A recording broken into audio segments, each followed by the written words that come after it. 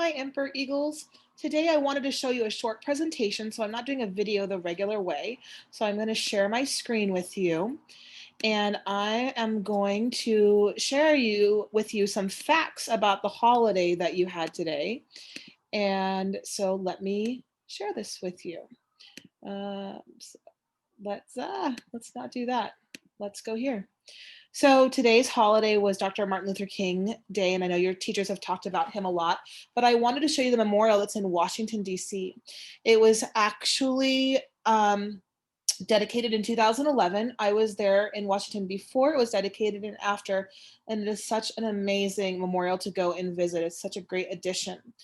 You see Martin Luther King facing the Jefferson Memorial, and he's in between Jefferson and Lincoln. And Lincoln is where he gave his I Have a Dream speech. And if you ever go to the Lincoln Memorial, you can stand on the steps and you can stand exactly where he gave the speech and kind of look out and see what he would have seen. And both Lincoln and Jefferson were important figures in his life. They helped craft and create some of his inspiration and kind of his thoughts. It is taller than the Lincoln Memorial, which is quite fascinating. And one of the things that is very interesting about it is that the stone is not black and it's not white. It's actually made of a mixture of colors of black and white, because the artist believed, who was actually from China, a student in China, the artist believed that he stood for all people. And so they kind of, when you look at it, it has kind of different look about it, but he wanted to make sure that it stood for everybody. So in the next slide, I'm going to show you, there is a rock behind him, and the Martin Luther King Memorial looks like it's moving forward. And it's a symbol of the fact that he stood for really hard things and really hard times, and he was able to move forward from that. But the rock is still there because there are still a lot of hard things in our life going on. There's a lot of hard conversations about race and color that we have in class and at school and with your families.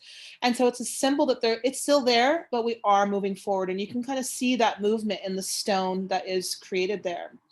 One of my favorite quotes is from him, and it's in part, it's injustice anywhere is a threat to justice everywhere.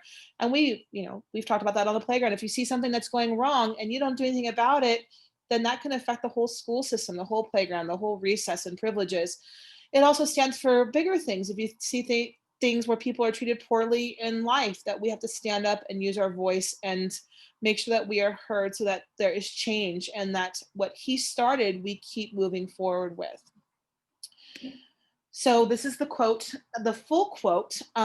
It was when he spoke in Alabama in 1963, and justice anywhere is a threat to justice everywhere. We are caught in an inescapable networking of mutuality, tied in a single garment of destiny. Whatever affects one directly affects us all indirectly. And I just love that, because yes, we're individuals, but we're also this greatly woven, beautiful blanket of human beings. And if one little thread comes undone, eventually it'll come down to us and it will affect us. So we have to make sure that we stay tightly knitted together, that we work together to help each other, and that we take care of each other. So I know you've talked about this a lot this week, but I wanted to share you some of my visits and what I've seen, because this is a really important memorial to me. I also want to talk about that this week is the inauguration.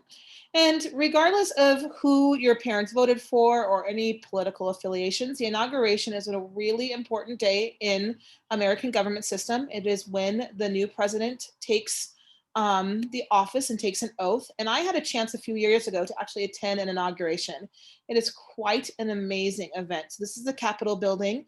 This was back when I went. It was all decorated for the inauguration. I was standing miles and miles away, but this was what I could capture at the time. I actually got chance to, well, this is the word inauguration, sorry, this word inauguration, when the president takes an oath to become the president.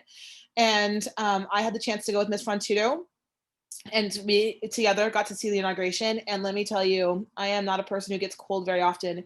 It was the coldest I have ever been in my entire life. I had layer upon layer upon layer. It was so cold. So again, here's the Capitol, and the down towards the bottom of the screen is where the oath will take place. this is how far back I was, literally miles and miles and miles away from it. But it was just a historical event, and it didn't matter to me who was becoming president. What mattered was that I was there for such an important part of our American history. And it was just fascinating to be able to be a part of that day. And that is why I share this with you, is that no matter what political affiliations there are, it's important to stop and to watch it and to see a president become a president and to witness what happens in our American government system, and to witness a part of American history. I hope that you are staying safe, that you are washing your hands, that you are wearing your masks. I know it's getting a little boring at home. The little ones in my house are getting very bored, but it's for your safety and for your care. Please be kind to your teachers and be very kind to your parents. They are doing the very, very best they can. Know that I love you very, very much, and I hope that we can be together very soon. Watch the inauguration this week, talk about Dr. Martin Luther King, and someday I hope that you get to visit these amazing places and to be able to be a part of the American system. I love you. Have an amazing week.